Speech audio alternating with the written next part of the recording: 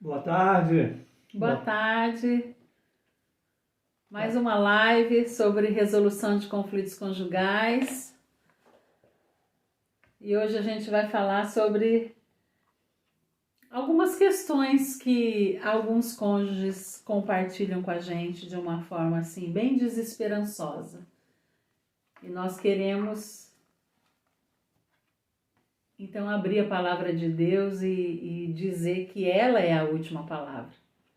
Né? Ela é a primeira, é a do meio e é a última, porque todas as coisas foram feitas por Ele e devem ser para Ele e através dele, né? Porque dele, por Ele e para Ele são todas as coisas, inclusive o nosso relacionamento conjugal.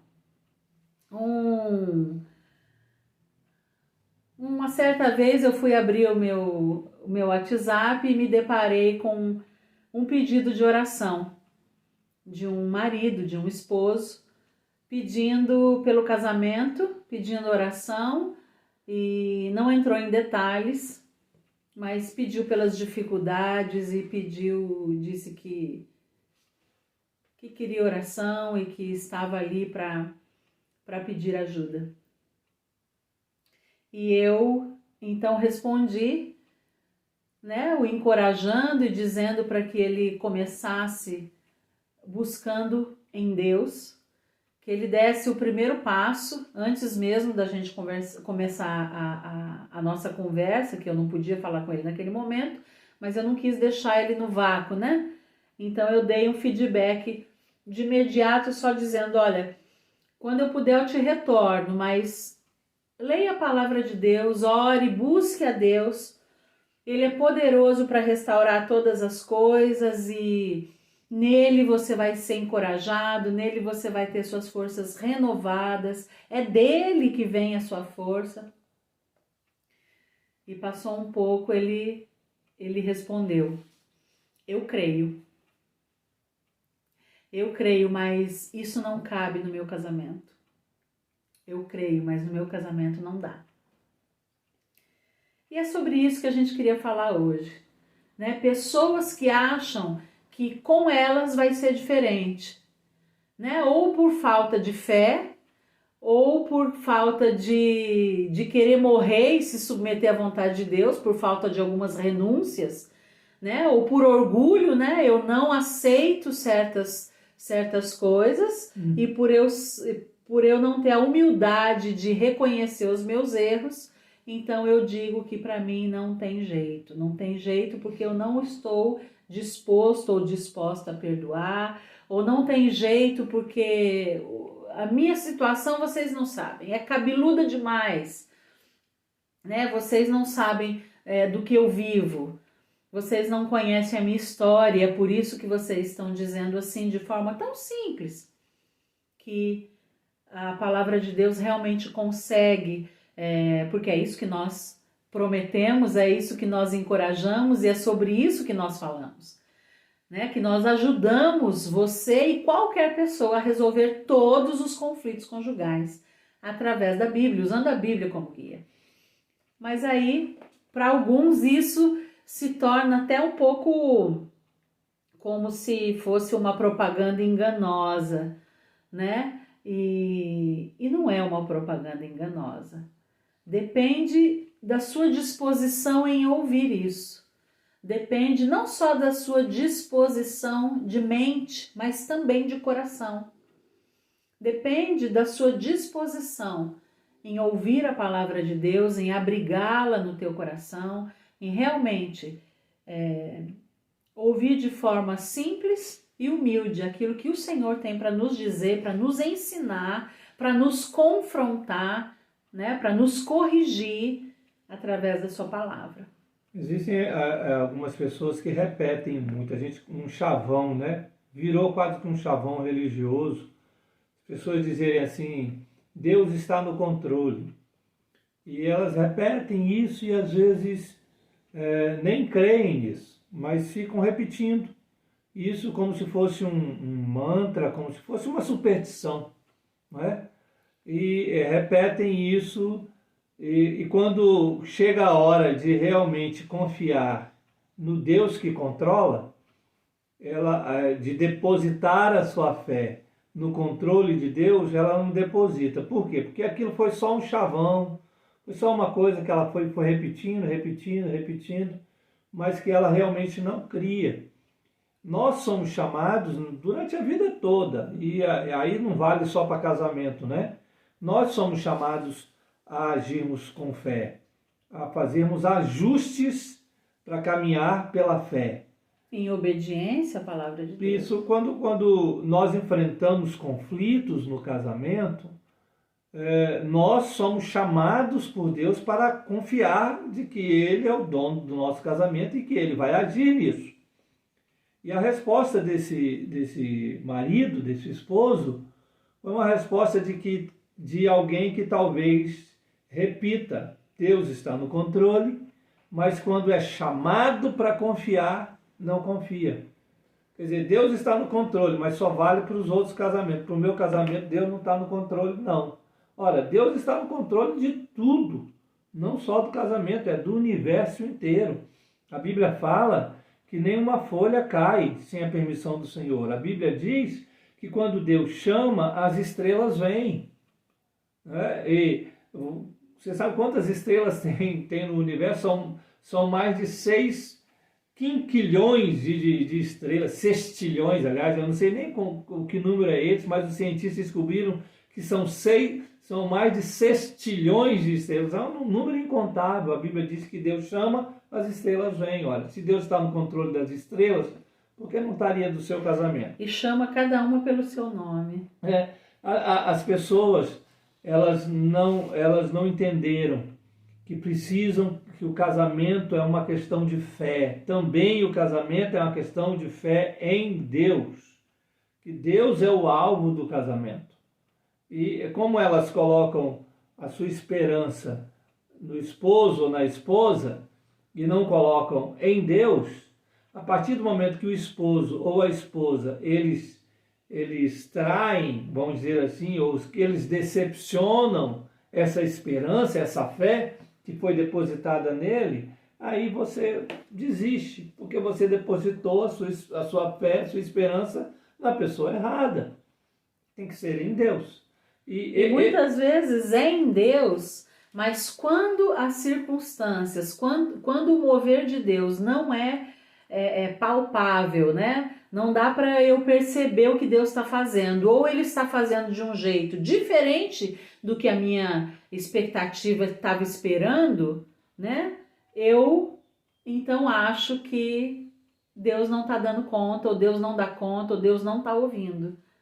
E outra coisa importante a gente alinhar aqui é que a sua esperança, a sua fé não pode estar na experiência dos outros. Né? Eu vou ter que sair. Tocou a campainha, é a compra. Vai lá. Então, assim, você dizer, por exemplo, que é o moço do supermercado que apareceu. Você dizer, eu confio em Deus porque eu já vi muitos casamentos serem restaurados. Ótimo, isso é fabuloso. Mas a sua confiança não pode estar nessa experiência. Tá? Porque nesses 20 anos de cuidando de casais, nós vimos muitos casamentos serem restaurados. Mas nós também vimos muitos casamentos não sendo restaurados. Então a esperança não pode estar baseada nisso. A esperança está naquilo que Deus disse através da sua palavra. É na Escritura. A esperança está nele, está baseado nele. Então quando você vê um esposo como esse dizendo assim, eu confio, mas no meu casamento não dá certo, né? Por quê? Porque ele está baseado na sua própria experiência. A confiança dele não está na palavra de Deus. Porque quem confia em Deus acredita que é no meu casamento, que é no casamento do outro, que é no casamento de quem quiser, de quem se entregar ao Senhor. É preciso depositar a fé nisso, nessa palavra que diz que Deus é poderoso para restaurar qualquer união, qualquer casamento. Nós temos lidado assim, com muitos casais desesperançados. Muitos casais que já perderam mesmo a fé de que o seu casamento pode ser restaurado. Aí ele olha para o outro e fala assim, o casamento do fulano ele voltou com a esposa, ela voltou com o esposo, conseguiu restaurar o casamento, olha, eles vivem bem, eles não brigam mais como brigavam antigamente. Mas no meu casamento não. Deus agiu lá, mas não age aqui? Não, Deus age. O que é preciso fazer? É preciso fazer algumas renúncias. É preciso ajustar a caminhada. Porque você não pode querer resultado diferente se você age da mesma forma. Não é? Se você ficar agindo do mesmo jeito, você não pode obter resultados diferentes. Você tem que agir diferente. Sempre, sempre. Olha as histórias bíblicas, você vai perceber que sempre o chamado de Deus exigiu um ajuste de mudança, de fé mesmo. Por exemplo, você vê Noé sendo chamado por Deus. Noé foi chamado por Deus para construir a arca, não é? Para reconstruir a humanidade, refazer a humanidade, que estava completamente pervertida e corrompida. Noé foi chamado por Deus para isso. Noé teve que fazer alguns ajustes? Teve que chamar a família, conversar com a esposa, conversar com os filhos, explicar o que Deus tinha feito para ele. Não é? Teve que fazer alguns ajustes de agenda. Aquilo que ele fazia, agora ele não vai fazer mais, porque a prioridade dele é construir a arca. Fez alguns ajustes internos mesmo, de esperança, de crença, de crer na palavra de Deus. Olha a vida de Abraão. Abraão foi chamado lá de Ur dos Caldeus para vir para a terra de Canaã. Abraão teve que fazer alguns ajustes? Teve que ajustar tudo na vida dele para poder se encaixar naquele chamado de Deus de fé. A vida, por exemplo, de Moisés. Moisés também foi chamado por Deus para libertar o povo. Moisés teve que fazer alguns ajustes? Teve que fazer ajustes sérios e ajustar a vida de um modo geral. Para quê? Para que ele realmente cumprisse aquele chamado de Deus para a sua vida de libertar o povo. E se eu poderia citar aqui dezenas e dezenas de personagens, de homens e mulheres que tiveram que fazer ajustes para responder ao chamado de Deus, ao chamado de agir pela fé. Ora, quando Deus te chamou para o seu casamento, é preciso fazer ajustes. É preciso que você faça renúncias para que você caminhe por fé, para que realmente Deus esteja no controle, para que realmente você viva esse controle de Deus no seu casamento. É preciso ajustar em fé a sua vida e é preciso fazer renúncias. Algumas pessoas dizem para nós assim, Deus faz no casamento do fulano, ele fez, eu conheço fulano, ciclano, beltrano, que Deus restaurou o casamento, mas no meu não. Aí quando você começa a conversar com a pessoa, você vai percebendo que ele não quis ou ela não quis fazer alguns ajustes necessários para que Deus restaurasse. Ou mesmo não se alimentou, né, de forma disciplinada, de forma realmente de coração aberto da palavra de Deus. Porque a fé, a palavra de Deus, ela produz fé no nosso coração. A palavra de Deus, ela nos encoraja. Deus se revela a nós quando lemos a palavra de Deus. Quando criamos o hábito de orar, quando desenvolvemos uma vida de oração. E tudo isso faz parte de receber, então, de Deus essa força, essa coragem de prosseguir, né? Essa perseverança. Tudo isso é produzido pela leitura da Bíblia e oração. E as pessoas muitas vezes não se não se dedicam, não se disciplinam para isso, né? E aí, então, vão ficando pelo caminho, né? Vão desanimando e ficando pelo caminho. Eu tenho uma historinha, né, que conta que é o seguinte, que um homem, ele estava com um carro, o carro estava ruim, deu problema, estava um carro antigo já, e ele levou no mecânico para consertar o carro. Aí o mecânico chegou para ele e falou: rapaz, deixa eu falar uma coisa, esse carro seu é velho, está todo estragado, o motor está todo arrebentado. Se eu fosse você, em vez de consertar, eu vendia o carro. Vendia e comprava um outro mais novo, né? Um carrinho melhor, um novinho. Que esse aqui vai dar muito trabalho. Ele aceitou o conselho do mecânico, foi lá, vendeu o carro, comprou um carro novo. Meses depois, esse mesmo homem, ele trabalhava numa fábrica e ele teve um acidente na mão. Um acidente sério na mão. E correram com ele para o hospital e o médico passou um tratamento para ele. Um tratamento que não seria fácil fazer. Mas o médico costurou lá o que tinha que costurar, né, e tal. Ele teve que fazer um tratamento sério com antibióticos. E o médico falou: olha, você, para não amputar, para a gente não cortar essa mão sua, você vai ter que seguir à risca esse tratamento, certinho, para você não perder essa mão. E ele aceitou fazer o tratamento para não perder a mão, né? Para que a mão não fosse retirada do corpo. Aí quando a gente compara essas duas experiências desse homem com o casamento, a gente vê que as pessoas estão preferindo a primeira opção sempre. Né? O casamento está ruim, aí para não perder, aí ele não quer saber de restaurar o casamento, de fazer o tratamento, de fazer tudo certinho para não perder o casamento. Não, eu faço como eu fiz com o carro, eu vendo e pego um outro novo. É mais fácil.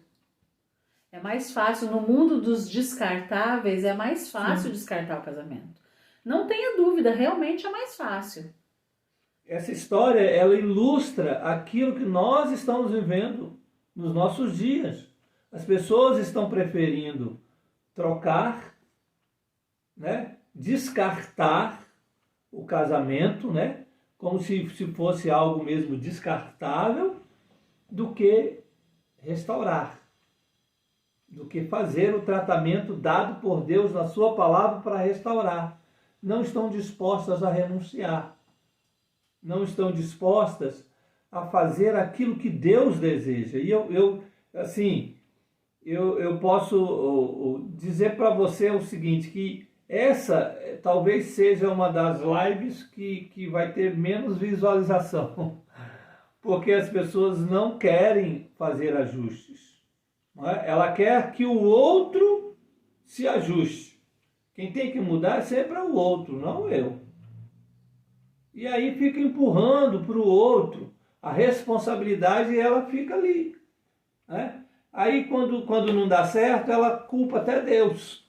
Mas ela mesma não é culpada de nada. Sim. Né? Eu fiz a minha parte, nós já ouvimos muito disso. E se não culpa, diminui Deus, né? Esse esposo que eu comentei no começo da live, ele simplesmente diminuiu Deus. E foi tão engraçado, assim, engraçado maneira de dizer, né? É triste você ver que a pessoa concordou com tudo que eu falei, todas as palavras que eu postei ali eram palavras de fé, né? De esperança e fé num Deus todo-poderoso. E ele diz que cria. E embaixo de eu creio, ele disse que para o casamento dele não dava. Então ele não crê. Lógico que não. Né? Ele diminui o poder de Deus. Uhum. Agora, Jesus nunca disse que ia ser fácil. Aliás, ele deixou claro, aquele que não está disposto a pegar a sua cruz e me seguir, não é digno de mim. Aquele que não está disposto a renunciar à sua vida, a perder a sua vida, não vai ganhá-la. Aquele que tiver que andar pelo caminho largo, aquele que quiser passar pela porta larga, essa não é a porta que leva ao reino dos céus. Né? Jesus é o caminho, a verdade e a vida. No mundo de relativismos, nós estamos pregando e expondo uma palavra que é absoluta, uma verdade que é absoluta, sim, ela é absoluta. E por isso indigesta. Né? Ela vai contra aquilo que se encaixa no meu conforto, naquilo que me faz bem. E nós estamos acostumados o tempo todo a buscar e nos adequar às situações que nos fazem bem, que são convenientes a nós. Quando nós nos deparamos com a palavra de Deus, que vai nos confrontar, fica indigesto. Realmente é indigesto. É simples, como nós sempre dissemos, é muito simples. Mas simples não quer dizer que é fácil. Realmente não é fácil. Realmente é uma escolha por morrer para mim mesma, para fazer aquilo que Deus quer que eu faça como esposa. É uma escolha diária. É uma escolha que várias vezes ao dia eu preciso fazer e refazer.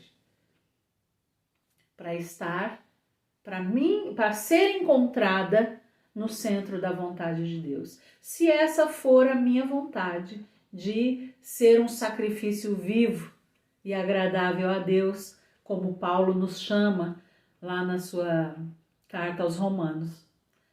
Né? Rogo-vos, pelas misericórdias do Senhor, que vocês se apresentem a Deus como um sacrifício vivo, santo e agradável a Deus. Se você deseja glorificar o nome de Deus com a sua vida, se você deseja realmente ser um sacrifício vivo, prestar um culto racional a Deus, você precisa ser esse sacrifício vivo. As suas vontades precisam ser sacrificadas em prol da vontade de Deus ser feita. Agora, nós temos uma consequência perfeita, que é a vontade de Deus, né? Uhum. E é dessa forma que a gente conhece a boa, agradável e perfeita vontade de Deus. Quando nós buscamos a vontade de Deus e não a nossa, quando nós só conseguimos experimentar isso, quando a nossa mente ela é renovada com a palavra de Deus.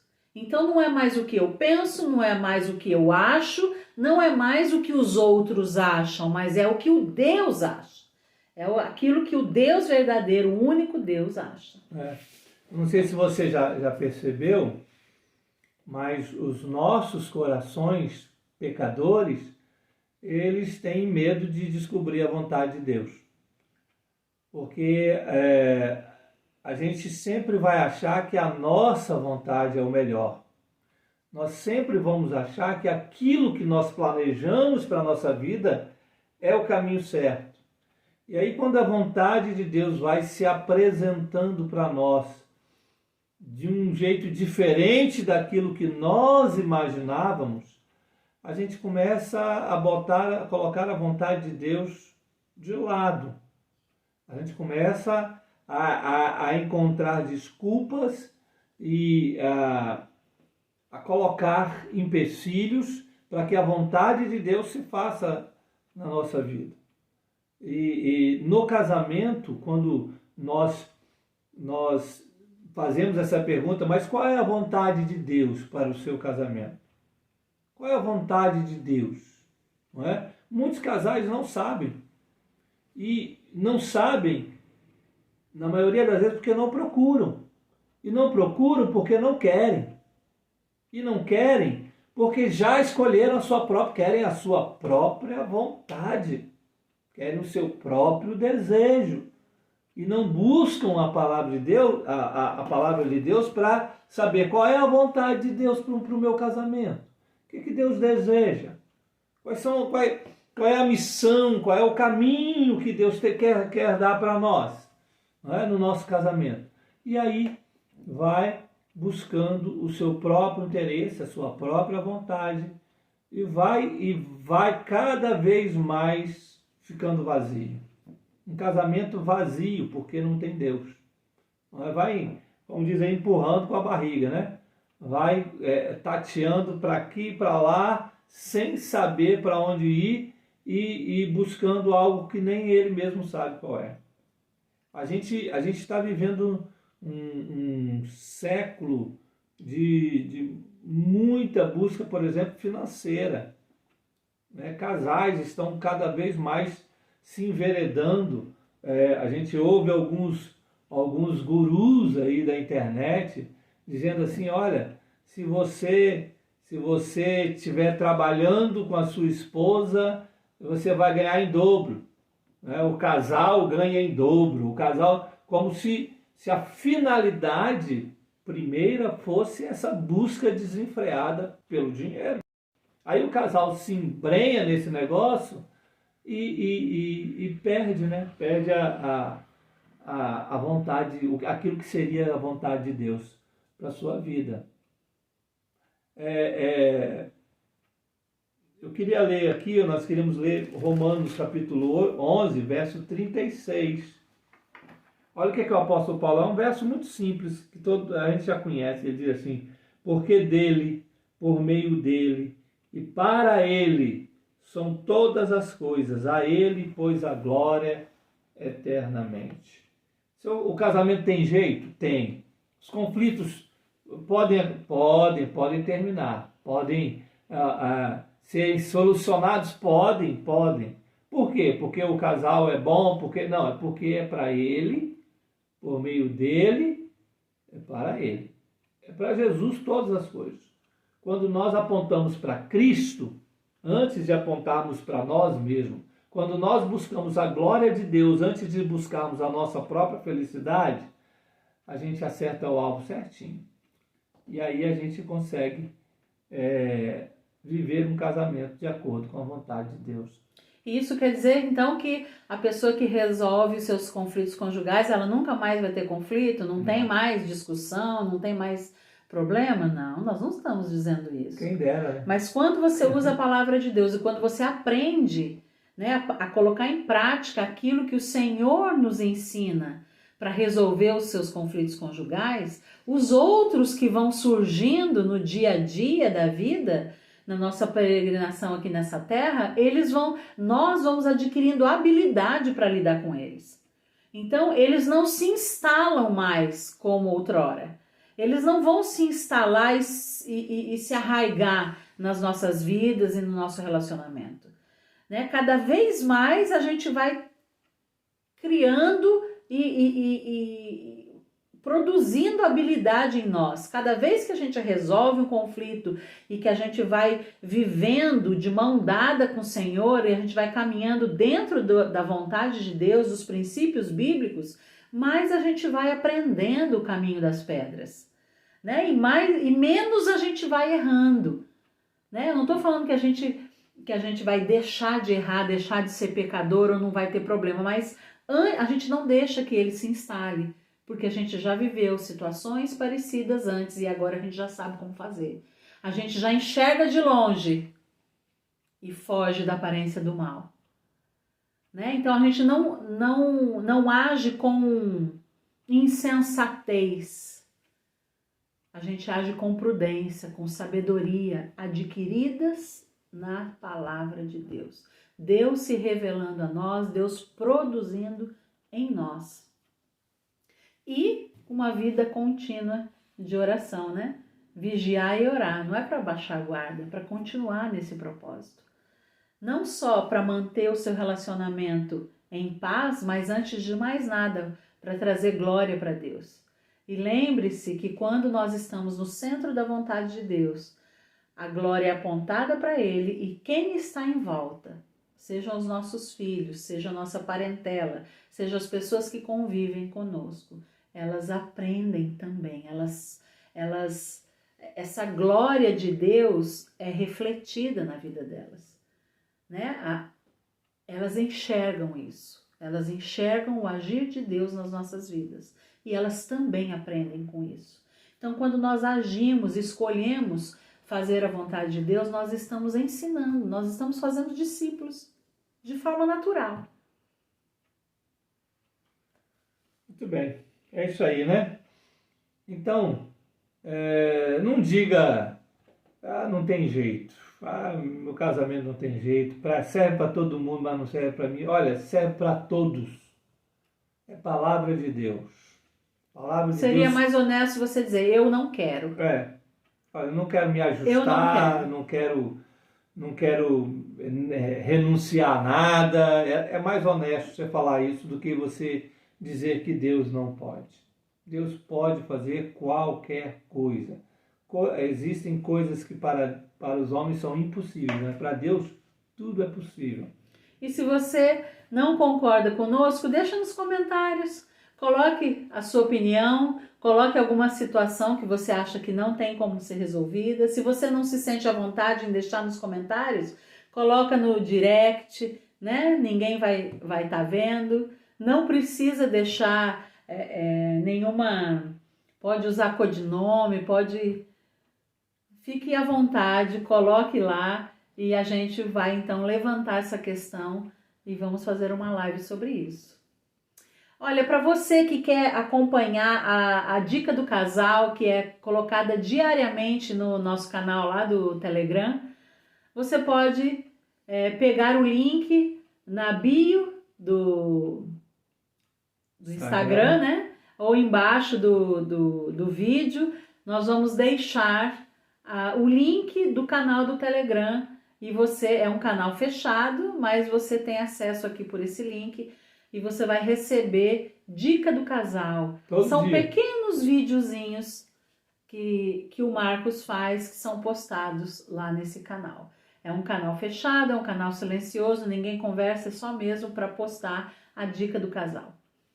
Que Deus te abençoe. Deus abençoe. E crie o hábito de ler a Bíblia e orar. Deixe Deus falar com você, deixe Deus transformar, deixe Deus produzir a fé que só Ele pode produzir no teu coração.